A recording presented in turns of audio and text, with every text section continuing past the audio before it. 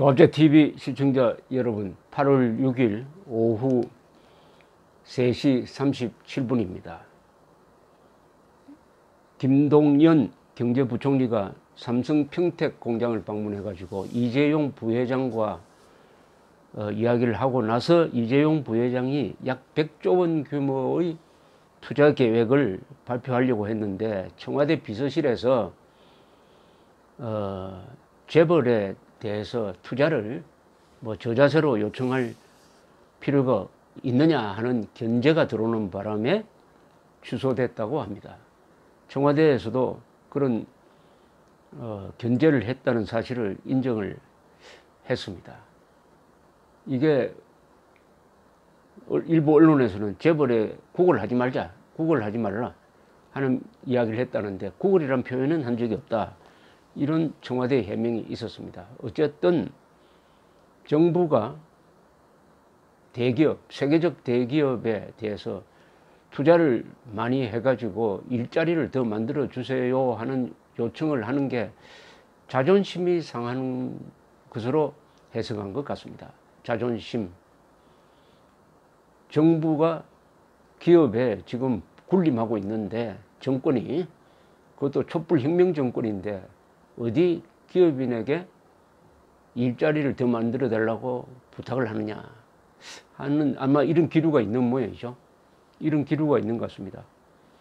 이 정권은 좌파적 이념으로 무장되어 있으니까 자연히 기업에 대해서, 자본가에 대해서, 더구나 대기업에 대해서 생리적 반감을 가지고 있을 것입니다. 그런데 한쪽으로는 또 일자리를 만들겠다고 합니다.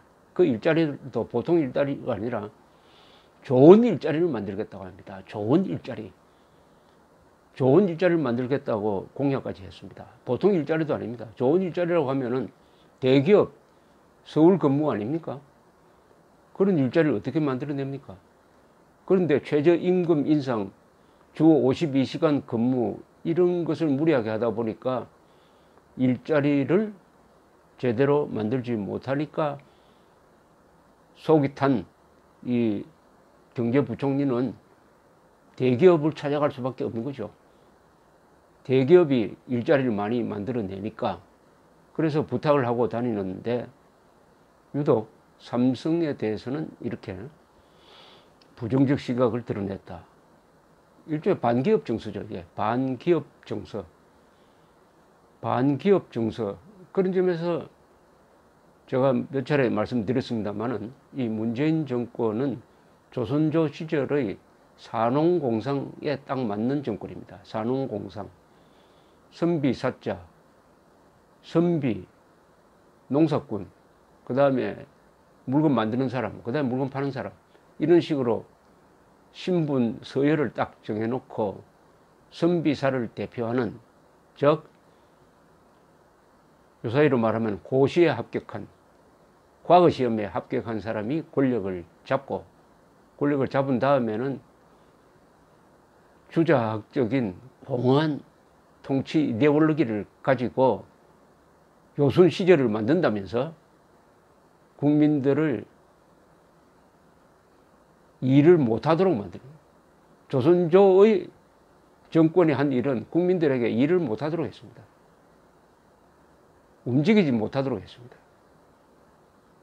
움직인다는 것은 해외로 막 떠돌아다니는 건데 해외에 못 나가게 했어요. 그리고 직업의 상하 이동도 금지시켜 버렸습니다. 사람을 꼼짝달싹 못하게 붙박이로 만들었습니다. 북한 농강 정권은 주민들에게 이동 금지 명령을 내렸습니다. 이승만, 박정희는 우리 국민들에게 세계로 나가라, 수출 입국 정책을 폈습니다. 그런 조선조 시절의 정권과 아주 유사합니다. 유사할 수밖에 없죠. 주자학과 이 계급투쟁론은 정말 유사한 점이 많습니다. 공허한 명분론을 앞세워가지고 현실을 죽입니다. 그리고 과학과 사실과 법치를 부정하게 되죠. 그러면은 나라가 작아져 버립니다. 축소지향의 나라라고 합니다. 조선조는 축소지향의 나라로 갔습니다. 왜냐? 경제력이 약하니까 군사력을 강하게 가질 수가 없었습니다. 19세기에 가면은 국모인 왕비가 궁전에서 일본 그리고 한국 사람이 섞인 깡패들에게 피살당하고 왕은 자기 생명을 구하기 위해서 러시아 영사관으로 도망을 가는 이런 추태가 벌어졌습니다. 이게 산업공상에서 경제를 죽인 결과였습니다. 반기업 정서입니다. 그 질곡의 역사, 그 수치의 역사, 그 정치의 역사를 깨고 나온 사람이 이승만, 박정희, 근대화 혁명이죠. 근대화 혁명의 핵심은 돈벌이를 장려하는 것입니다. 돈벌이가 수치스러운 것이 아니다. 세계로 뻗어나가서 세계와 경쟁해가지고 돈벌이를 하라. 그러면 기업인이 앞장서야 된다. 기업인을 밀어줘야 한다. 이렇게 해서 우리나라 역사 속에서 항상 소외되어 있던 군인, 기업인, 과학자, 기술자, 장사꾼들이 새로운 역사를 만드는 주역으로 등장한 것이 지난 70년의 대한민국의 문명 건설사입니다. 거기 상징적인 기업이 바로 삼성이죠. 삼성. 이병철, 이건희, 이재용 3대 세습을 했습니다. 세습이 무조건 나쁜 게 아닙니다. 세종대왕도 세습한 사람이에요. 북한의 3대 세습과 삼성 일가의 3대 세습은 하나는 지옥을 만들고 하나는 근사한 대한민국을 만드는데 모범을 보였습니다. 더구나 최근 통계에 의하면은 글로벌 500대 기업 랭킹에 의하면은 삼성전자가 매출액으로 세계에서 12등 했습니다. 제조업만 놓고 본다면은 삼성전자는 지금 도요타, 폭스바겐, 애플, 삼성입니다. 세계 4등 가는 제조업체입니다. 더구나 수익을 얼마나 남겼느냐. 작년에 약 360억 달러의 수익을 남겼습니다. 이것은 세계에서 4등입니다. 세계에서 4번째로 돈을 많이 번 이 이재용, 더구나 그 기간에 이재용 부회장이 구속돼 있었는데 이렇게 삼성 임직원들이 그야말로 피눈물을 흘리면서 이런 회사를 만들었으면은 문재인 대통령이 당연히 청와대로 삼성전자 임직원을 불러들여가지고 식사 대접을 하는 게 맞는 거 아닙니까? 세계에서 이것은 월드컵에서 우승한 거하고는 비교가 안 되는 위대한 업적입니다. 제가 몇 년 전에 통계를 내보니까 삼성전자가 차지하는 비중은 무역에서는 약 20%, 전체 GDP 생산에서는 약 10%를 차지합니다. 한 회사가 이렇게 압도적 영향력을 갖고 있습니다. 그런데 그 삼성전자가 100조 원을 투입을 해가지고 100조 원이면 1000억 달러입니다. 1000억 달러를 투입하는 투자 계획을 발표하려고 했는데 자존심 상한다고 그건 못하게 한다? 그러니까 한쪽에서 일자리 만들려고 한다? 일자리 만들려면은 자영업자들을 중소기업을 뒷받침해 줘야 되는데 중소기업이 가장 싫어하는 최저임금 연간 2년 동안 27% 올리는 이런 걸 해놓고 일자리를 만들어. 그리고 거기에 대해서 날 잡아가라고 나오니까 문재인 대통령은 또 자영업자는 자기 고용 노동자라는 생각을 가져야 된다. 자영업자 보고 자영업자는 자본을 가지고 돈을 버는 사람입니다. 노동을 가지고 돈 버는 사람이 아닙니다. 그런데 노동을 가지고 돈을 버는 노동자 의식을 가지라고 지금 이야기하고 있습니다. 그러니까 자영업자가 앞으로 나는 자기 고용 노동자입니다 라고 나오면은 노동자로 특별한 대우를 해주겠다는 그런 복선을 깔고 한 이야기처럼 보입니다. 이처럼 철저하게 이 세상을 계급투쟁론적으로 보면서 자기 편이라면 노동자, 좌파 세력 등등이겠죠.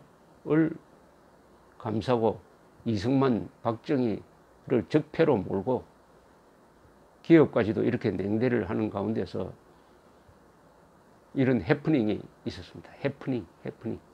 여기에 대해서 김문수 전 경기도지사가 페이스북에 이런 글을 썼습니다. 문재인 대통령의 청와대 비서들이 일자리를 내쫓고 있습니다. 김동연 경제부총리가 삼성 평택 공장을 방문하여 이재용 부회장과 만나면서 100조 투자 계획을 발표하려다가 청와대 비서실에서 재벌 구글 투자라며 견제함으로써 취소되었다고 합니다. 문재인 대통령이 일자리 대통령이 되겠다며 일자리 상황파를 걸어두고 직접 챙기겠다고 하더니 청와대 비서실에서는 일자리 만들기보다는 재벌 죽이기를 우선하고 있습니다. 제가 경기도지사 할 때 삼성 평택 공장을 유치하기 위하여 4년 이상 이건희 회장과 삼성 임원들을 찾아다니며 구걸하다시피 해서 겨우 성사시켰습니다. 좋은 일자리를 많이 만들기 위해서라면 구걸이라도 해야죠. 일자리 대통령이 될 수 있지 않겠습니까? 그래야 기업이 나라를 선택하는 시대에 대통령이 투자자에게 구걸하지 않고 비서들까지 나서서 갑질만 하고 있어서야 어떻게 일자리를 만들 수 있나요? 이번에 삼성 100조 투자 발표를 막은 청와대 비서들을 모두 찾아내 내보내지 않으면 문재인 대통령은 절대로 일자리 대통령이 될 수 없을 것입니다. 기업을 향해서 일자리를 많이 만들어주세요 하는 것은 구걸이 아닙니다. 우선 요청이죠. 구걸이 아니라는 데 문제가 있습니다. 그걸 구걸이라고 생각하는데 문제가 있는 거죠. 그건 구걸이 아닙니다. 일자리를 만드는 것은 인간의 행복을 만드는 겁니다. 여러분, 세상에서 가장 중요한 것은 일입니다. 사람은 일하는 존재입니다. 일자리를 만드는 것은 사람을 행복하게 하는 거니까 기업인은 21세기의 성직자입니다. 성직자는 말로서 사람들의 마음을 안정시키지만은 기업인은 일자리를 만들어서 사람의 마음을 안정시킵니다. 맹자가 이야기했지 않습니까? 항산이 있어야 항심이 있다. 일정한 재산이 있어야, 일정한 일자리가 있어야 마음이 안정된다. 기업인에게 구걸하는 대통령을 한번 보고 싶습니다. 감사합니다.